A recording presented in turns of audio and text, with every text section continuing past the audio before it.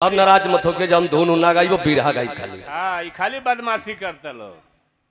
ये बिरहा बा कैसन ध्यान से सुनल हो बाबू, हर रस का आनंद ले लेहल जाई।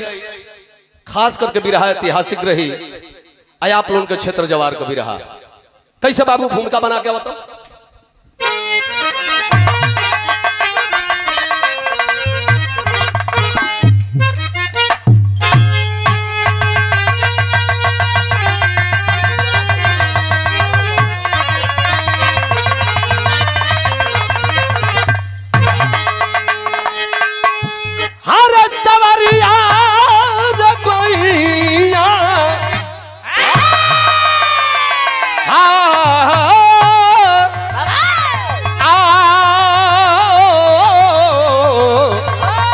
भोले बाबा हरे जोगिया ओ मोर राम।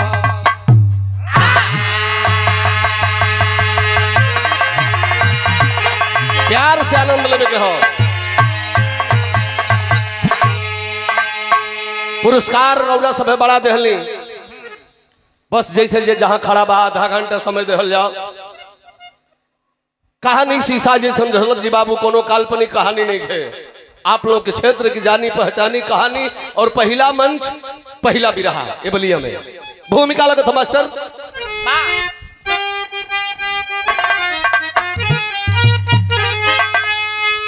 तो धरा रो रही है गगन रो रहा है कली रो रही है चमन रो रहा है। नारी की गरिमा व बहनों की राखी माता का ममता दमन रो रहा है। रोती दिशाएं सदा यह भर कर और गांधी लोहिया का सपन रो रहा है।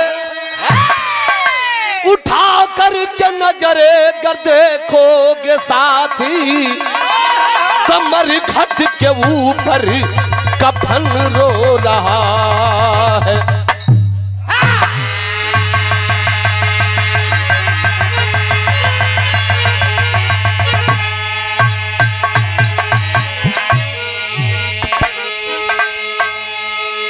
बिरहा में एक लाइन गजल का नमूना लगा था मास्टर।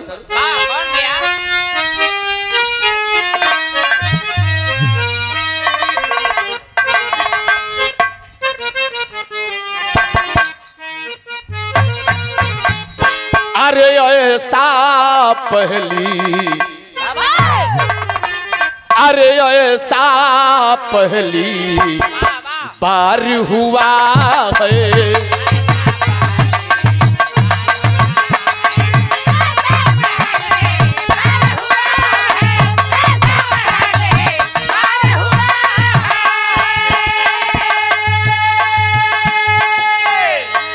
बार हुआ है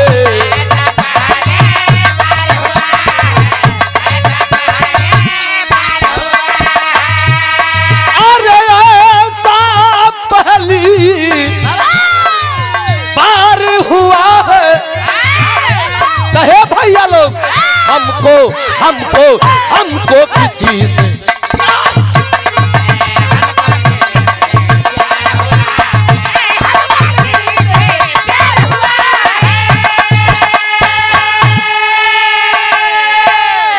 और 100 रुपया पुरस्कार हमारा भैया कलवारी ग्राम सभा के पूर्व प्रधान ये भी बैठल बा बिरहा में कौनो पावारा नहीं खे। कहानी शीशा जैसन रही लेकिन हे भैया लोग बैठल पंच लोग। अरे जिसने जैसा अरे जिसने जैसा काम किया है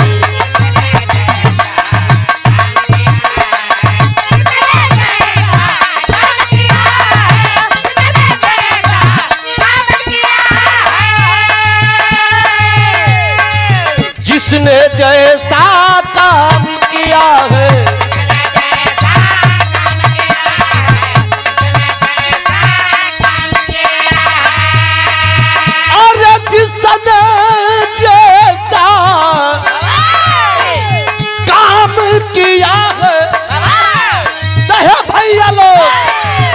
उसने उसने उसने किया है उसने वैसा।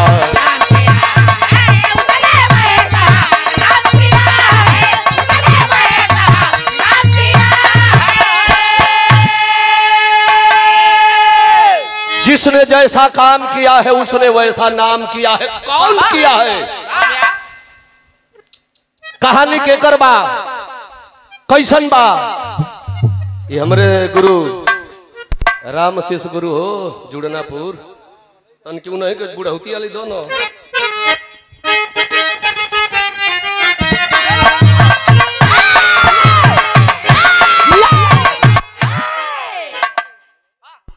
काशीनाथ तमलसी साहब देखा था मुकाबला में हमारी बजवाओ थो, कहला कि मार पन्ना जिया यही तेरे मरवा तड़न का। अरे ढोलकिया से अरे उताल अरे पगला। अच्छा देखी पहले का गवैया बोले लोग कैसे। अरे बिलख रही थी जननी बहा रही थी,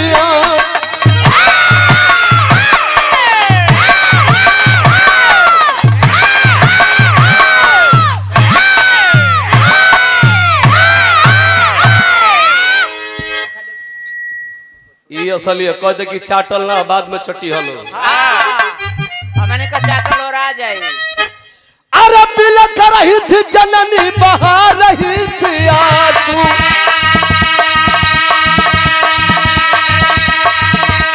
अरे गद्दार वफादार पर कैसे रखेंगी काबू। बजेगा कैसे बजेगा कैसे सरगम संगीत भी संगीन हुआ। देख के दुर्दशा हिमालय भी गमगीन हुआ।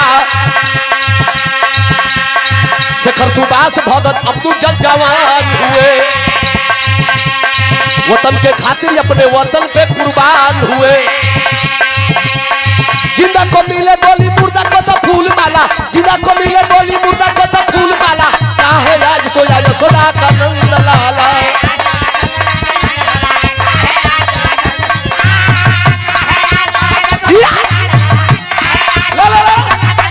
बहादुरो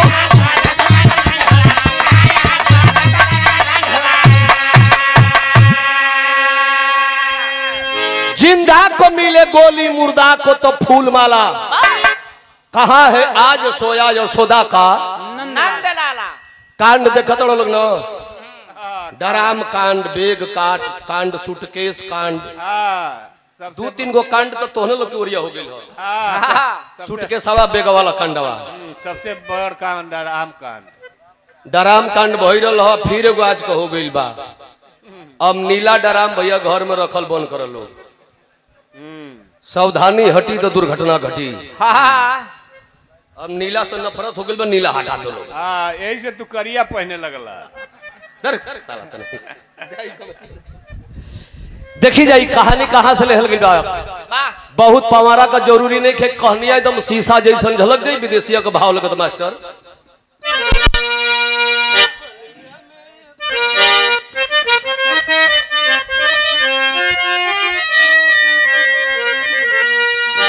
चूंकि बतावे के पड़ी टीम के लोगन के रिकॉर्डिंग भइल बा में विजय लाल यादव जी के टीम बजौले बा। कहानी के करबा कैसन बा कि जिला बलिया में बात ए भैया मनियर के घटना। चंदू पाकड़ चट्टी सिनेमा हॉल के कगरिया। स्वर्गीय ब्रिजनंदन यादव करामनाथ लाला नवा हो मेजर पद पवल रहल फौज की नौकरिया। रहे वाला तो रामनाथ यादव जी के पिताजी ब्रिजनंदन यादव रहलन हनुमानगंज बलिया, जौन सौरू लोरी बुहाक बरमाइन का स्थान हनुमानगंज बलिया।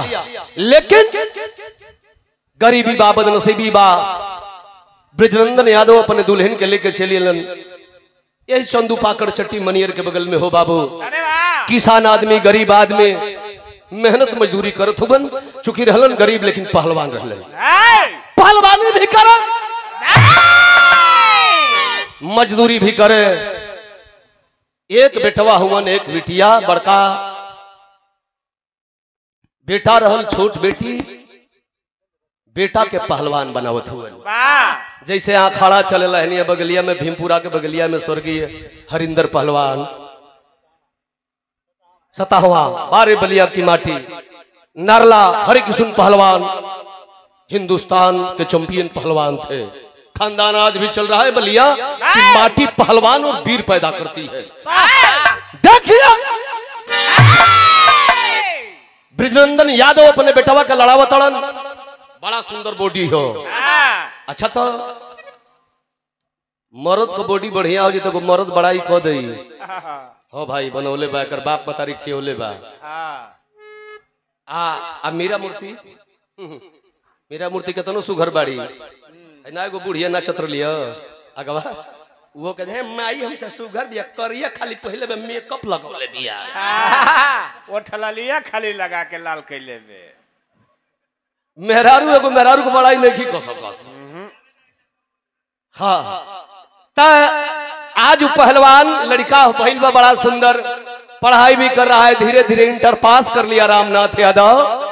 एक फौज का वांट निकला, वह किसान गरीब का बेटा, अच्छा नंबर था।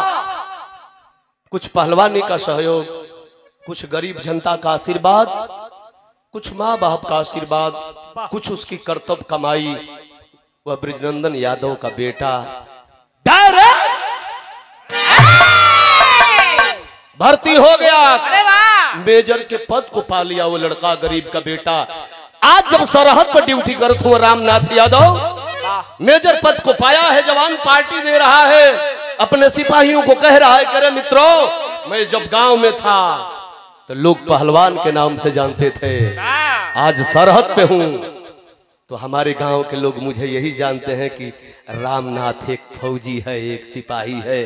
बड़ा एगो कचक्का यहाँ तर्ज लगे थे मास्टर।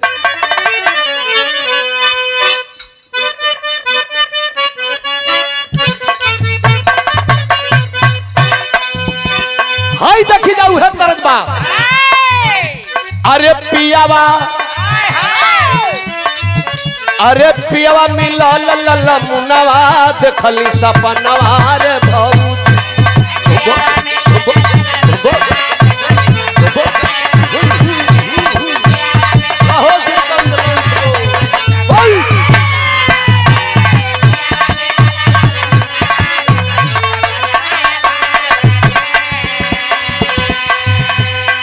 तो सब गावेला, लेकिन नरेश भैया का जब बियाह भइल हमारा मीरा मूर्ति भाभी से तो इहो सपना देखले रहली। सपना का देखले रही, हकीकत रहे। कहताड़ी अपना दीदी से जाके, ए दीदी एगो तो चपाटनिया पहलवान बा, बड़े बड़े मोछ रखले बा, बुझाता रे दीदी चाट के मुआ दे। खाली चटही की फेर में बा।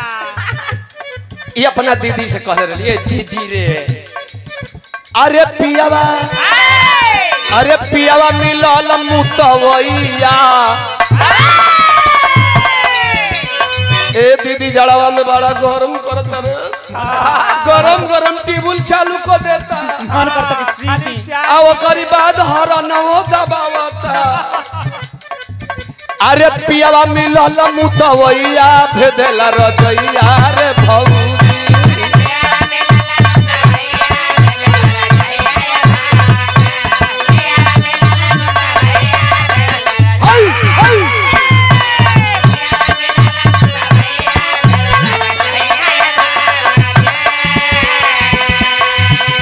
लेकिन वह मेजर रामनाथ यादव अपने सिपाहियों से कह रहा है, अरे बोले पहलवान के ही छनवा सुनिल कहनवा ये बीरना।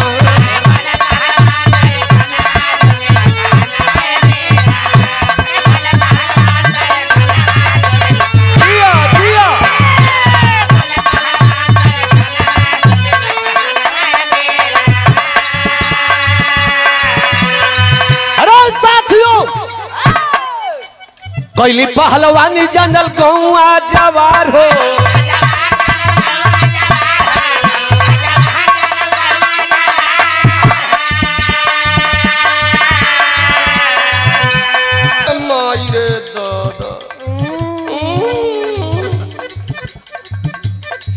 मारा बहुत मारी मारा मारा ललकू मारा चाट चाट दिया तोड़ो वो श्यामे की डंडा से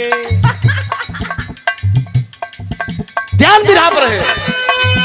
अरे कैली पहलवानी जानल गौआ जवार हो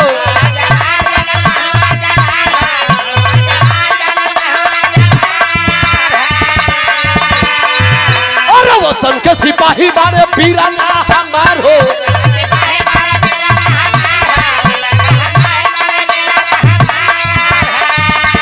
खुनावा से भला खुनावा से सिचबे वतनवा नवाया पीरना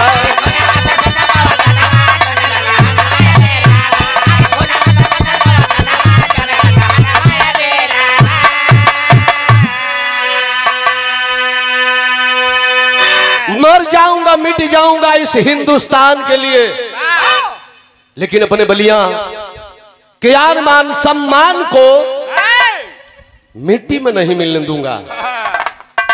अच्छा तनी पैक चलता पैक भाई पार्टी चलती है घरी फैशन बा हरिकेश भाई पार्टी से लोग आते जाते रहते हैं मुंह पूछते रहते हैं पार्टी नहीं होगी तो 30 जगह उजमाऊ पार्टी चल रही है खंभा खोल दिया है। अरे वाह अच्छा हमारे बड़का भैया ये गरीब भतीजो हमारे आर्मी में कलरक भइल हो काहे न होई जब गाजीपुर घर बात हो तब तक तोरो घरे माल आवत होई पियले नहीं खेका ऊ तनी तनी कबो मारा तो सकी बोतल खत्म हो जात हो एगो पहले भैया लेके आवत ल हड़ी हवा बोतल हां हड़ी हवा हां हो गोल रहल हो ओकर ढक्कनवा निकलला पर आवाज करत रहल के तरे। अरे वाह ओरिजिनल माल है जे हमें का नेता चली न वाह मिल जाई आओ के हमारा नेता है कि हाँ पता ना किधर चला गया ढोलकिया वाला मेरा पहले का था अमर राजभर किधर गया थोड़ा एंजॉय वाला आदमी था है तो वो गिलसियों में ढरला आवाज करे तरीमा शर्मा जी हमारे थोड़ा बहुत ले लेते हैं रंगीन आदमी LIC में काम भी करते हैं बेलथरा में तो गिलसियों में गिरोला आवाज करे पंडल हरकेश कभी कभी ले लेता हाँ जना तरियाज मरले बड़ा का अब तो घरी चल गई भाई कुल मिला था दांतवा से कागज मिस कर दिया कुतो बिगाड़ देता पार्टी चल रही है नशे में लोग है एक मनोज यादव नाम का लड़का गाजीपुर गहमर का खड़ा हो गया कल साहब बलिया का मेजर साहब जान कबाजी अरे तू बलिया का वीर हो तो हम गाजीपुर का वीर रही गाजीपुर बलिया एक के हो तनी लंबाई चौड़ाई हो गई तो बंटवारा हो गई जान कबाजी को लड़का लड़की बड़ा सो आंखें नम हो गई मेजर रामनाथ यादव की बोला कि मित्र भगवान ने मुझे एक भी औलाद नहीं दिया है शादी तो मेरी हो गई है शादी नहीं शादी हो गई बच्चा नहीं है तो यही से ना तो तू जान का बाजी लगा बतड़ो आगे नाथ न पीछे पगहा खाई मोटाई के भइलो गदहा मराइयो जी बता दूसर रख ले ए साहब बुरा न मानिएगा सर हम सिपाही है हमारे 6 महीना का लड़की हो क्यों कहता के साहब हमारे 21 साल का लड़का हो हमने के जितना देश का रक्षा करे के होता ना परिवारों का रक्षा करे के है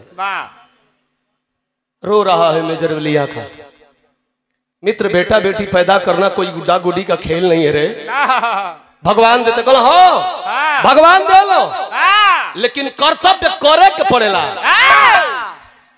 कर्तव्य करे के पड़ेला घरवा जइबे ना करबो त लइका लइकी के कर होई खाली चटला से होई ना सुनबे के लिए सीमनो चढ़ल हो हां ओकर याद बालो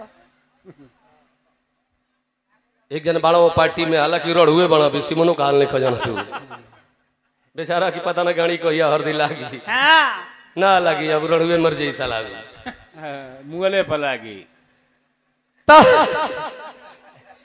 सिपहिया कुल मजा ले थोए साहब तू बलिया जिला तोहर घर हो सौरू लोरी का पुजमान बोहा का बरमाइन वही खानदान, वही हनुमानगंज तुहर जन्मस्थली है। वो माई के दरबार में देश विदेश के लोग जाला अचरा पसार के भिक्षा मांगेला, माई मुराद सबका पुरावे ली। घरवा जइबे न करबहो साहेब त लइकावा लइकी ईटा पत्थर का नानो हुई। घर जा मेजर रामनाथ यादव छुट्टी ले लिए 2 महीना का। अइलन बलिया जाड़ा का दिन चलता है, किराए गदराइल हो औठ पेराती हो। 1 महीना हुमच के रस गदरा लिहलन, रस घुगनी के चलाम बोहा के बहरमाई माई कहले गेल माई हो अचरा भर दो हमरे दुल्हन का दिल खोल पूजा करो माई। 2 महीना छुट्टी बिता के गइल ह ड्यूटी पर, 1 महीना बीतल। घरवा से मलकाइन फोन के लिए ए जी देखी ना आलूया का तरकरिया खा तनी तो अरे माई फूल बरती है जी कल बस बस। जय हो दुर्गा माई, जय बजरंग बली, जय हो शनि महाराज, जय बोहा का बरमाइन माई। खुश दिन गिनाए लगल 1 2 3 4 5 6 7 8 9 चढ़ल तो उल्टी खड़े हो गई। तो गाजीपुर का एगो तर्ज लग गई।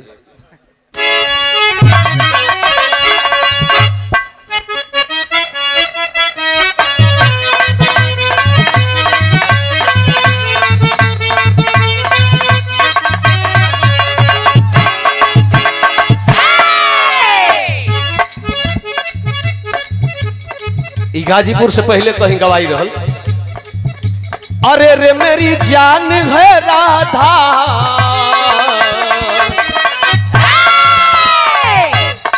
मेरा काला तुम्हारा काला, दिल न हो काला, थोड़ा इधर मुंह घुमाओ बाबू सोना।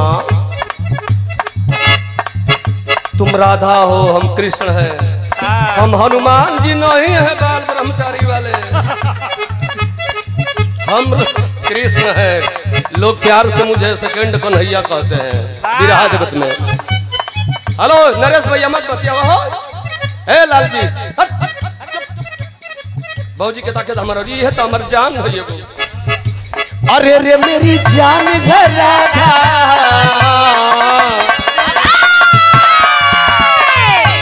अरे रे मेरी जान है राधा, तुम्हीं पे कुर्बान मैं राधा, रहना सकूंगा तुमसे दूर में। ये भाऊजी और रहना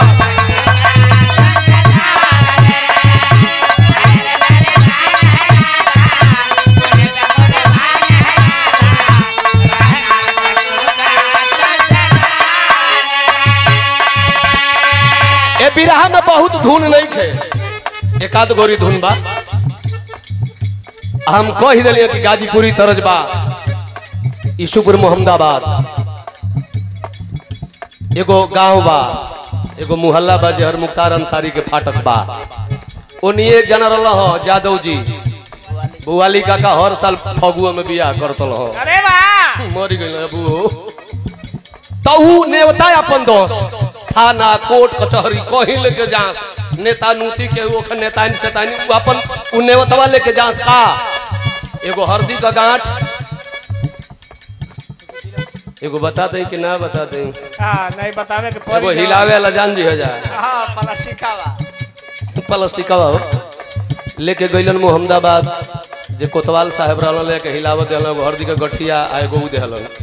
दरोगा जी पूछल की का कहल लाण छटे के नेवता हो। दरोगा जी कहल साला बहुत बेहुदा है रे, जो पुरान सिपाही रल कहल साहब एक रंगीन आदमी है, ये मजकिया है, बुरा न मानिएगा।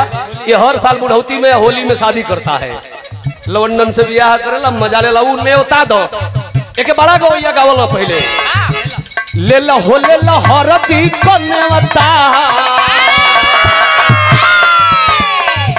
लेला हो लेला हरदी का नेवता, जरूरत वही है देवता, काका भुआली के बारात मेरा कोई पर कोई नेवता ले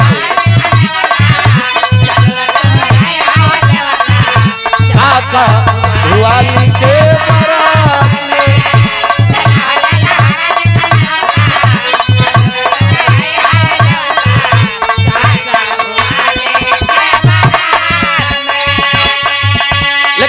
भैया लोग जवान रामनाथ यादव ड्यूटी पर है, घरवा से फोन पर फोन जाता, के फोनवा करे उनका बहिनी का लड़का शिव कुमार। फोन उठौला, हेलो के बोलता? हो मामा, हम शिव कुमारवा बोलत हई। का रे का भइले? ए शिव कुमार का भइले? तोरी मामी का कुछ हो गई का रे? बहनवा बतावता कि ये मामा खुशी में भइले परानी, खुशी में भइले परानी कि घर में जन्म भवानी हो नवा मिलावे शिव कुमार हो।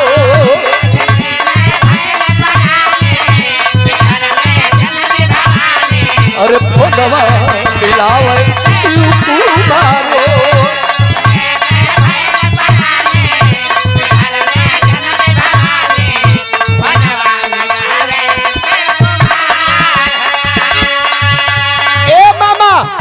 मामा हो मामा, अरे का मामा मामा कैले हुए रे का ए मामा मामी का न लड़की होइलियो अला देखा है साला का तिलक दहेज देवे के बा हमरा के। इतना मनहूस बोलो था लड़की भइल रे पागल, पत्थरे पर डूब जमल आ रामनाथ का मर्द में गिनती हो गई। ए मामा ये कहीं न गड़बड़ हकारे मामा उ मूर में पड़ गई बिया। पंडित जी के ना गई रही देखावे तो कल के मूर में भी कल के सुनू घबरा समती मूर में बा ओहू का काम हो जे कहिया मूर हो तो मामा मूरहवा तो 9 मार्च के हो। आ पंडित जी कहत के करी बाबू के बुलावे के पड़ी। कहल कि यह तो गड़बड़ बरे शिव कुमार हम फौजी जवान हुए मेजर देख तेरे कंधा पर हिंदुस्तान का बोझ, शायद ना छुट्टी मिले और ना छुट्टी मिली तो शिव कुमार ना हुई तो तू ही मुरहवा पूजवा ले। हाँ माजा मरला तू, पूजवाई हम हमार दाढ़ी मो छिलाई ना ना ना तो क्या आवे के पड़ी। कहल कि आई बहुत दिन पहले ना आई, वही दिन आई जहिया बुचिया के 27 है मूर तही आई वो काम करी है कि ना हो तो ओम प्रकाश यादव को विजय लाल यादव को बिरहा कर दी है। खाटी हिरन का गाँव क्षेत्र को लहिर जुटी हो बिरहा सुनी हो और नेवता पूरा जला के दे दी।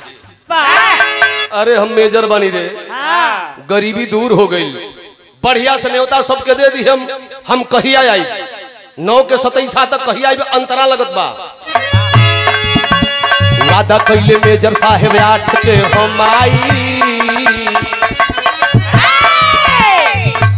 वादा कैले मेजर साहेब 8 के हम आई, बेटी का 27 धूमधाम से मनाई।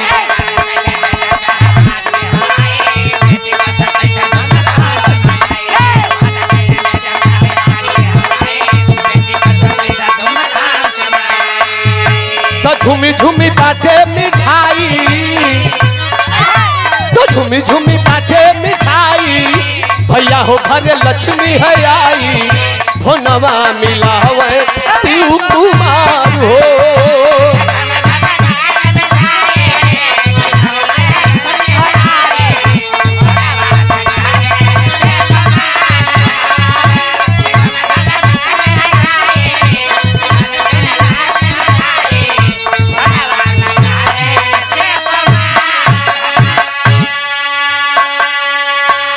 हेमा अगर केहू बिरहा सुने वाला फौजी बैठल हुई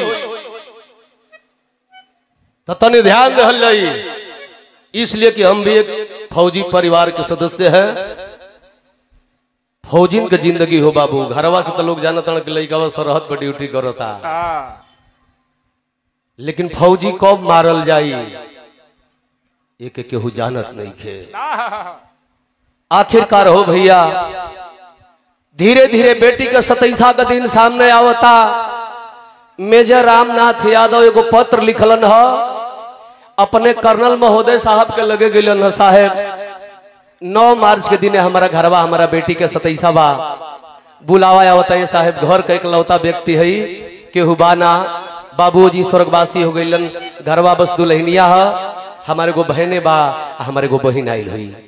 साहेब एगो बाप उम्र बड़ा ज्यादा हो गई, लेकिन बड़ा उम्र हुए के बाद बुहा कबर माइन दुर्गा माई की कृपा से एगो बेटी भइली है, पत्थरे पर डूब जामल बा। सर हमको छुट्टी दे दिया जाए। नहीं, कैसे छुट्टी? अधिकारी बोलता है कैसे छुट्टी? ए फौजी, तेरी जवानी इस देश के नाम से लिखी गई है, तुम्हारे बेटा और बेटी के नाम से नहीं। पहले सरहद की रक्षा करो। कुछ आतंकवादी इस कश्मीर में घुसने वाले हैं। तुम मेजर हो, तेरे कंधे पर बोझ है बलिया के, तुम लाल हो, तुम डरने वाले नहीं हो। मैं जानता हूं तेरे बलिया के बगल देवरिया जिला मेरा घर है, कर्नल का घर देवरिया में था। और तुझे जाना है ना, अभी 3 मार्च है आज। जाओ ड्यूटी जाओ, 5 जवानों को ले लो, सीमा की रक्षा करो। हम तुम्हें 6 मार्च को भी छुट्टी दे देंगे, तो तुम अपने घर जा सकते हो। बिरहा सुने वाला भैया बाबू बार है वो फौजी जवानों को लेकर चल रहा है। बिरहा में टेरी का भाव लग गई।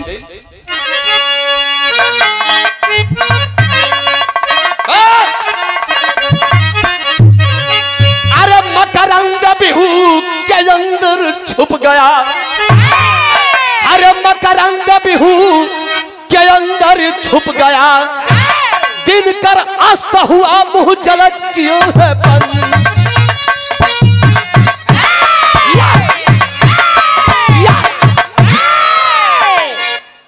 दिन कर अस्त हुआ मुंह जलज किया है बंद, मकरंद बिहू के अंदर छुप गया। जवान टोली बना करके फौजियों को लेकर चला है बलिया का वह बहादुर रामनाथ। और जब चला है तो बलिया का गवैया के यहाँ तर्ज लगत है। बलिया का गवैया का नाम सुन ले हुआ बाला राजभर का। बाला राजभर जेकर गायकी में उनकर जवानी बाढ़ का पानी रहल, न केहू रोकल न रोक पौलस। बड़ा जना सोचबे मर गई। आया जो बुढ़ौती में 95 बरिस उम्र भी खड़ा हुए तो तड़तड़ा भड़बड़ा दियो। बाला चाचा अपने जवानी में गावे तर्ज के कैसे गावे?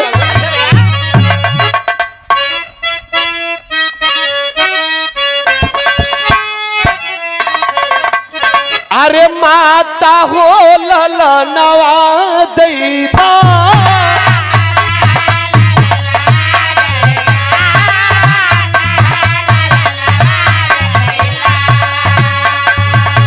अरे बहिनी वो बिरनवा दैदा,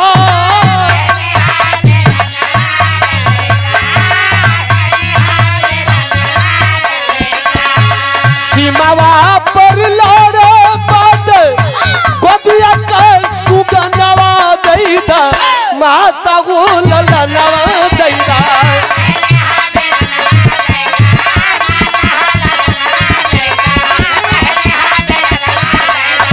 सीमावा पर लड़े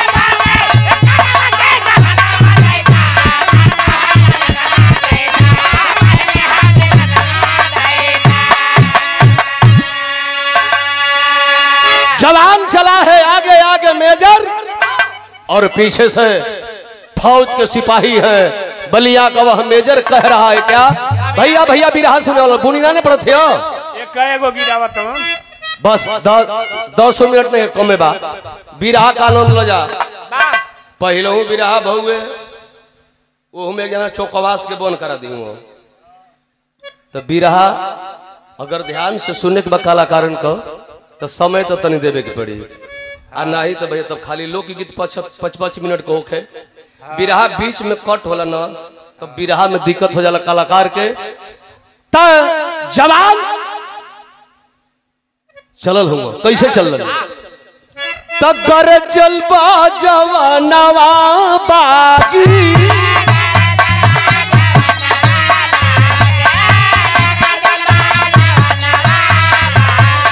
अरे बलिया का सनवा बागी,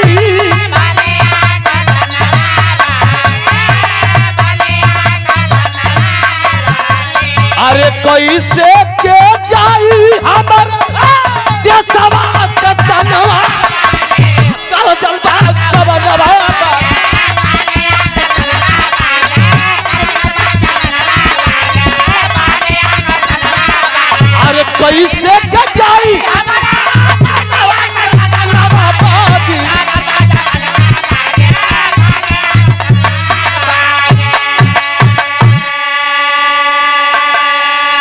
हिंदुस्तान के जवान पहाड़ी झाड़ी को लांघते हुए आगे की ओर बढ़ रहे हैं, लेकिन पहाड़ी और झाड़ी में छुपे पाकिस्तानी आतंकवादी 5 जवानों को निशाने पर ले लिए हैं। अकेला बलिया का बहादुर इनकलाब जिंदाबाद का नारा लगाते हुए रामनाथ आगे की ओर बढ़ रहे हैं और पीछे जब घूमकर देखे तो 5 जवान गायब। बढ़कर देख रहे हैं 5 फौजियों की लाशें पड़ी है। अकेला बलिया का बहादुर वह मेजर सोच रहा है। क्या सोच रहा है? कि कैले बारे याद पहल वानी वाली बतिया के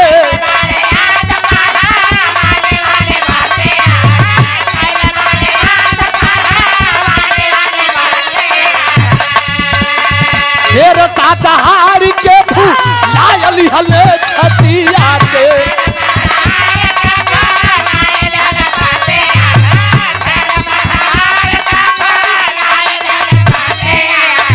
कैले ये नवाबादी और हिंद के रतनवाबाद। अरे अब्दुल हामिद जैसे पानाला तूफानवाबादी।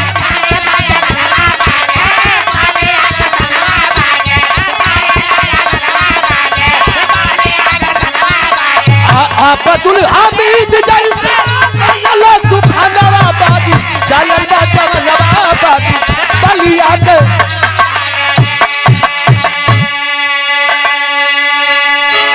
उठा लिया आपने स्टैंड गन को मेजर और तड़तड़ा कर पहाड़ी में दिखाई दे रहे 4 पाकिस्तानियों को मारा भी रहा। सुनने वाले भैया बाबू, दिल में थोड़ा तसल्ली हुई है कि मैंने 5 भाइयों में से 4 भाइयों का बदला तो ले लिया, अरे वाह, लेकिन एक भाई का बदला बाकी है।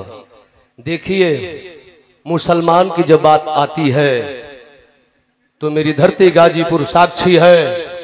एक मुसलमान का बेटा होते हुए वीर अब्दुल हमीद मुसलमानों से लड़ा अपने हिंदुस्तान के लिए, वैसा ही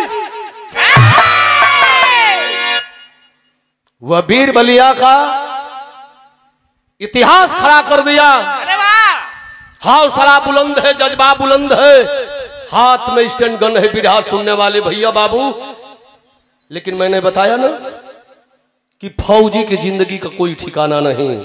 अगर फौजी न होते तो हम आप न होते।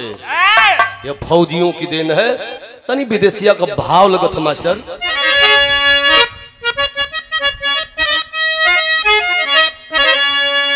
तो जैसे अभिमानू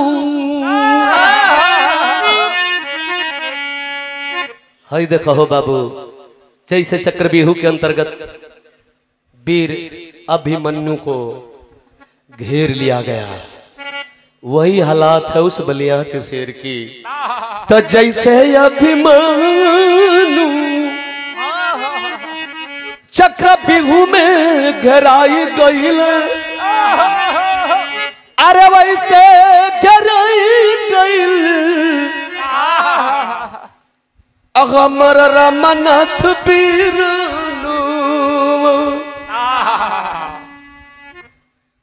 जवाने भेड़िया ने चारों तरफ से निशाना लगा दिए उस रामनाथ के ऊपर। झाड़ी से निकल रहा है, झाड़ी का सहारा लिया है मेजर, जान गया अनेक साले छुपे हैं। गड्ढे में बैठकर झाड़ी का सहारा लेकर गोली चला रहा है, लेकिन हालात क्या है उस जगह की मास्टर? बोले इनकलाबी बोली, अरे तबल सिनमई में लागल गोली, फिर भी चारा उगरव दियन के लेखलन निशानो। गोली लगी है, उस बलिया के लाल के सीने में तड़ाक से छेद कर बाहर निकल गई, लेकिन हौसला बुलंद है, उठा लिया अपने स्टैंड गन को, पीर को सहते हुए 4 गोली मारा। तब कब तक रोकेगा जिसके सीने में गोली लगी हो? आखिर भइल का बाबू गईले लड़खड़ाई से यही धरती पगिर गईले, तब ले याद आइल पिटिया के बातू तौन छोनो गिर पड़ा है। भैया आवाज न के, बिरहा लास्ट पॉइंट पर रहो, हंसी मजाक तनको ना। पॉकेट से डायरी निकाला, पेन खींचा, अपने बेटी के लिए एक पत्र लिख रहा है वो मेजर फौजी कि बेटी मैं तो शहीद हो रहा हूं, ये तेरा या भागा बाप तुमसे मिल नहीं पाएगा रे पगली, मेरी लाश जाएगी, मेरे लाश के साथ तेरे बाप का ये लिखा हुआ पत्र जाएगा। जब तुम बड़ी होना बेटी अपने बाप के पत्र को पढ़ लेना कि तेरा बाप तेरे 27 में क्यों नहीं आया था। बिरहा सुने वाला हमार भैया बाबू लोग हो, बिरहवा हमारे यही जैसे मोड़ ले लहलसो, कहानी है से मोड़ ले लहलस। रामनाथ अपने बेटी बदल लिखत का बढ़ाने, एगो बाप अपने बेटी के सामने उस पत्र को जानने के लिए लिख रहा है। क्या लिखल हुआ? तब बोला कैसे, वो बोला कैसे 27 में, वो बोला कैसे 27 में आई ये बेटी हमके सुतौली धरती में आई ये बेटी हमके सुतौली धरती में।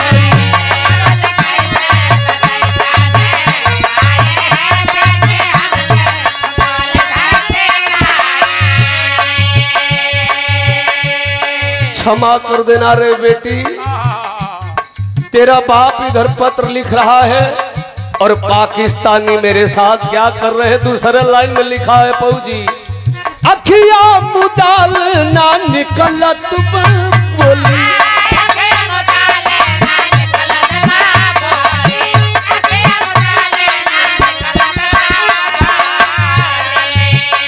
का लिखी रे बेटी हमार कुछ बोल नहीं खे जा। नीचवा लिखल अरे किनले की नात नहीं खेला गल के तना बोली,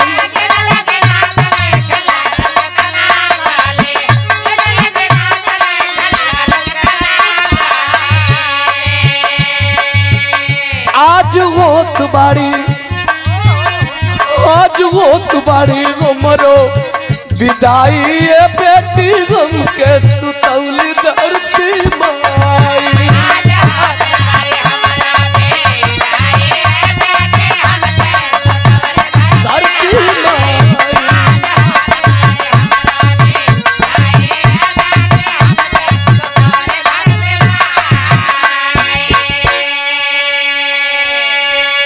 इतना ही बात मेजर रामनाथ वो डायरी पर लिखल रहलन, हाथ की कलम उस डायरी पर ही रुक गई, सांस छोड़कर उड़ गई।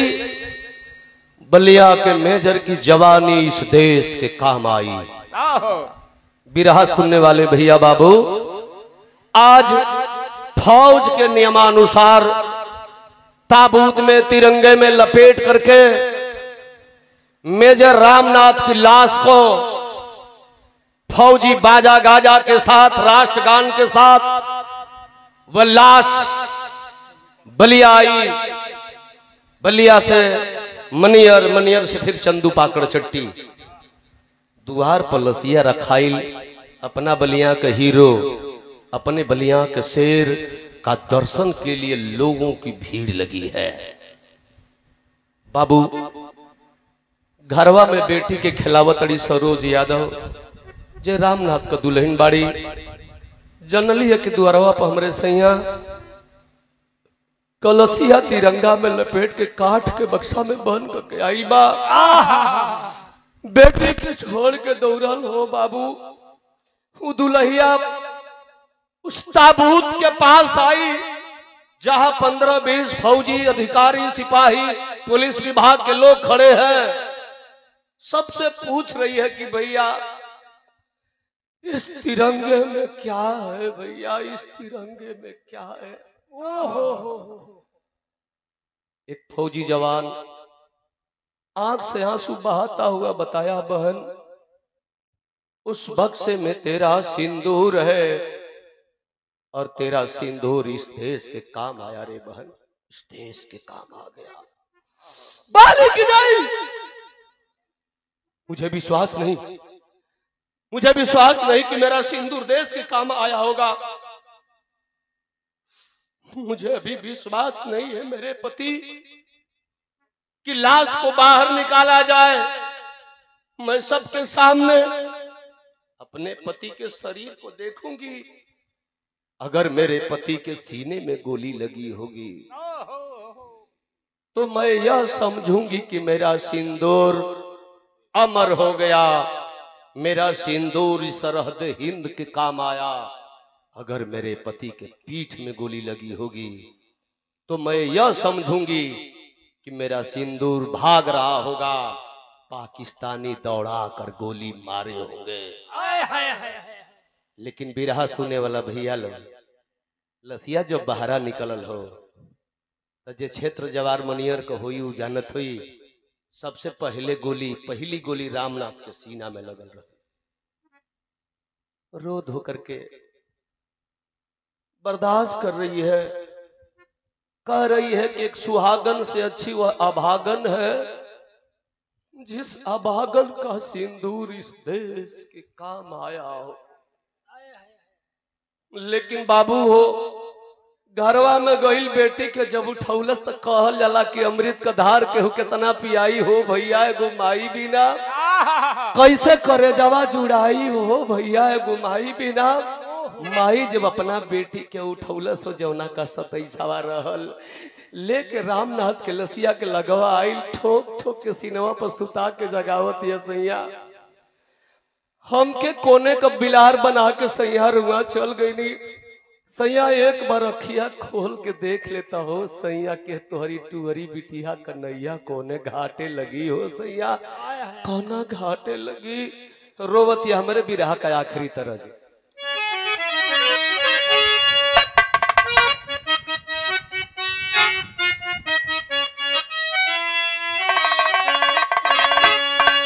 तरह से सुंदर भाव बिरहा में है। रोवे मैया नवा सैया कदई के चरणवा,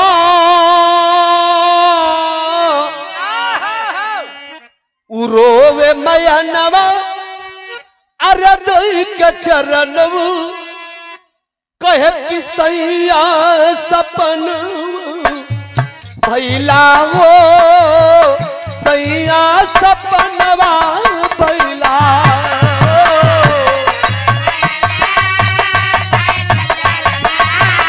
सैया सपनवा भैला हो, सैया सपनवा भैला।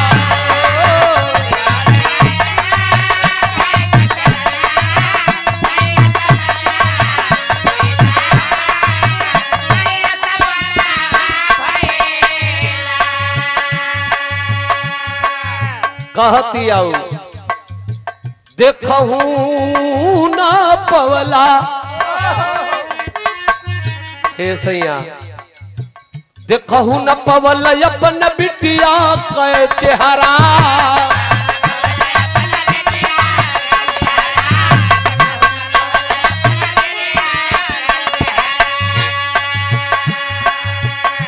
हे बरतिया तक के बाधी से हरा,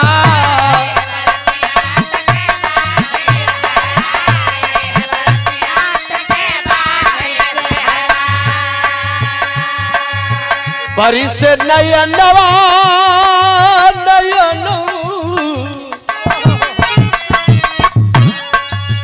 परिस नया नवा हाई बन के सवनवा कहे कि सैया सपनवा भैला गो सैया सपनवा भैला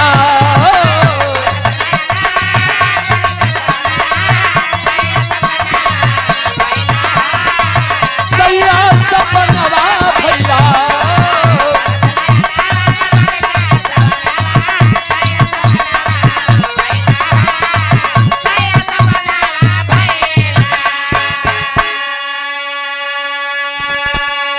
आखिरकार उस जवान की बॉडी को, लाश को चंदू पाकड़ चट्टी के बगल में श्रद्धांजलि दी गई।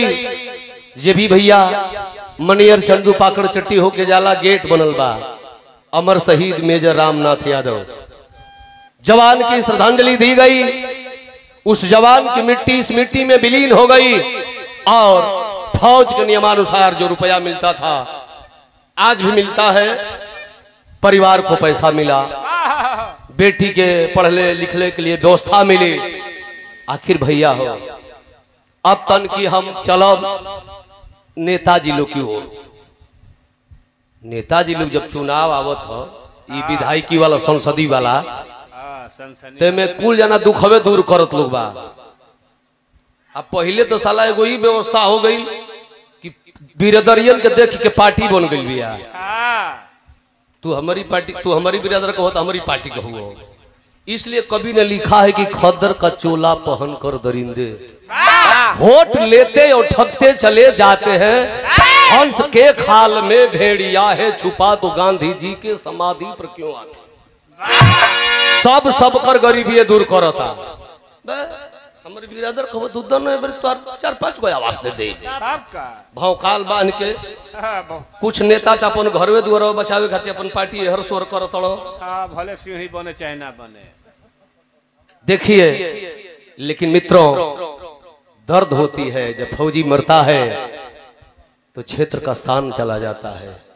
फौजी मरा है। आखिर कवि जी 4 लाइन आल्हा लिखल मास्टर।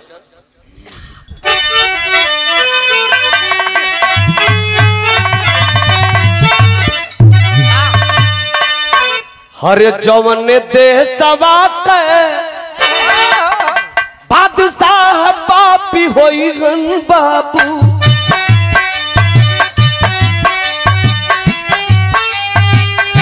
सस्ते में देशवा मर बेचाई श्रीमान।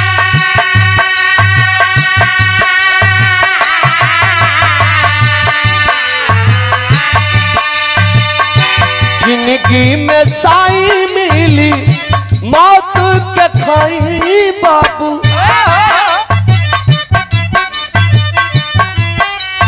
अरे बुआला पर कफनवा ना भेटाई श्रीमान।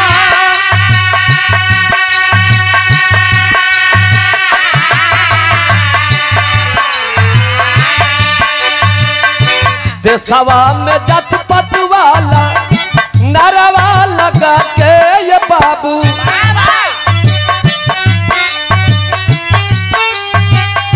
जनता का गर्दन न कटवावा बदका।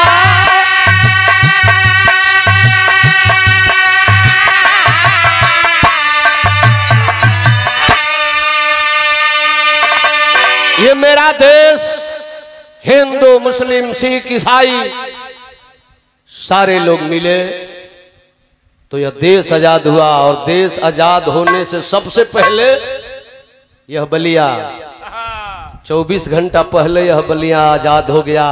आप लोग बलिया के वीर हैं। मैं नमन करता हूं इस बलिया की माटी को। देश आजाद हुआ सबसे पहले तो जिला बलिया आजाद हुआ, इसीलिए बागी बलिया कहा जाता है। नमन है उस बलिया के जवान को जो अपने जान की आहुति दे करके सरहद हिंद के स्वर अक्षरों में अपने नाम को लिखवा दिया। आखिर हम कोनो पार्टी पे वाला तो ही ना, आप लोग ना है जो बैठल यहाँ बिरहा का कार्यक्रम बा। हम कहतनी खाली कि न भाजपा का सरकार बनी, न कांग्रेस का बनी, न सपा बसपा केहू का मत बनो। हाँ, खाली हमनी का सरकार बनो। के कर बिरहियन कर तब तो देश में तो ये बुड़ जाइए। ये खाली सरकार बन जाओ सरहद पर फौज को, हाँ खाली मारा मुआवा फौज की सरकार बन जाए, इसलिए कि छोटा देश पाकिस्तान हाँ जितना वो हनी का कुल आबादी बा, मोदी जी बिछाव में पनिया बंद कर दिल तो पानी भी मुँह उतरल तो हाँ एक घड़ी एक हड़हड़ा के छोड़ल तो मैं बहा तड़ तो उतने क्षमता हो। तो हम कहतनी कि पानी रोका जाए हाँ आ सरहद पर फौज को सरकार बन जाए। ये खाली कुल जना बोलिया गाजीपुर मने प्रदेश और देश का लोग घर में से पेशाब रोक के चली जा, हाँ अब वही नदी में मुतीन जा और वही सरहद पर बाढ़ लिया दे जा, साला वही में नून चाह पानी पी के मर दिया सो। ढेर परेशान करो तो सो, हाँ यही से कहल गई खड़ी के भाव बा।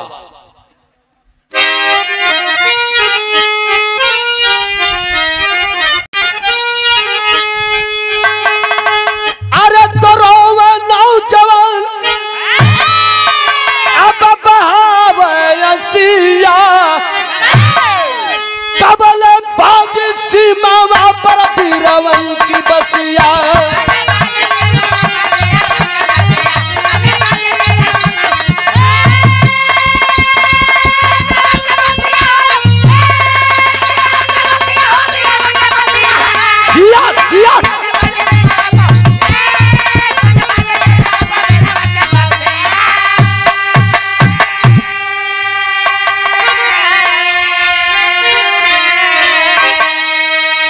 रोवे नौजवान सब बहावे असिया, कबले बाजी सीमावा पर बीरवन का बसिया। ही बिरहा जन सुनत है जा, ये फौजीन का देन बा।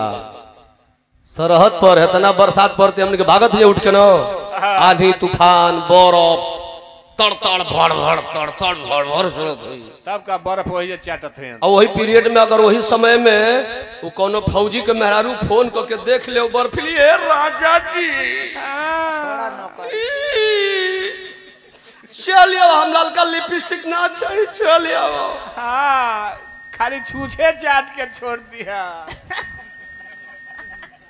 एगो बात भाभी जी कहली है, तनी मेन पॉइंट बा एगो कि हनुमान जी पसीनवा काच के फेंकल तो मछरी ना रहे साहित ना ही दूसरो कौन कन कोनो को रहल है राघव मेहरारू खैर कुछ होके मैंने मेन पॉइंट पे कहली है कि मुंह में खैला पर गर्व कैसे रही। ई वेद का बात बा, ई रामकोल का बाबू नहीं खली खले। अच्छा मकरध्वज का जन्म हम बतौलिए कि मुंह में पसीना गिरल हनुमान जी का। भाई हनुमान जी बाल ब्रह्मचारी हैं, इसलिए डायरेक्ट थोड़े डाल देंगे वो, डायरेक्ट डाल दिया जिनको दुनिया डायरेक्ट डाल दिया तो जोर के भाषा हो जाए, डायरेक्ट डाल दिया काम में बिगड़ जाई। कहतड़ी कि हम कटतो नहीं की, ऊ हाल बा कि काका काका कहले जाव रहरी में घिस रहले जा, ई वेद का बात बा। अच्छा हम मान लेते कि मुंह में खैले से ना होला, तो हनुमान जी का तो जन्म तीनों देवता मिलकर उनकर माई के कान में फूकल तो हनुमान जी पैदा भइल। वही में सब दिन सुरहुरी चढ़ी गई। राम लक्ष्मण खीर खूर खाइल लो, उनके बाबूजी श्रृंगेरी से खीर खेल तो जन्म भइल, तो वो तो मुंह में गेल ओमे गइल रहे। काट कुट ना कल जल बात के काटल लहड़ के चाटल बरोबर हो जाला। ये हम बार बार इनका कहिले भाभी से कि ये पर टीका टिप्पणी ना, ये वेद के बात बा। हरि कथा अनंता। भैया ये सही बात बोले कि कान में से फूकला से हनुमान जी का जन्म भई रहे, हम देखले थोड़ा ही वेद के बात बा, इहो वेद के बात बा। हाँ ई तू बता सकलू कि हमार लइका कैसे भइल, हमहू बता देब कि हम केतरे कइली तो भइल। हमके तो बुझा था कि तोहू लो मुंह में खइले खियौले रहला जा। कुल हरि कथा बा ओके माने के बाद जो लिखल बा वेद पुराण में ओके माने के अना ही तो टीका टिप्पणी करे के बता निमन से कह दो। हाँ ओके चीरा फारा हंसी मजाक मत कर दिली, नाराज मत होइएगा, आप बात काटी है तो मैं कह दिया। हाँ तब का तो से का झूठ बोले के बाद जब तू अपने बाड़ू। कुछ कहेली भौजी ने तो बड़ा निक लगला गुस्सिया के कल मेरा देखो जब खिसिया जली सन तो और निक लगे लगेली सब। उस समय और ही निक लगली सो जब ऐठेली सब देखी जा आखिर भाई लगा बाबू चिंता भैया सजग रह। तब फौजी जवान देशवा कसानो देशवा के कारण वीर होलन कुर्बानो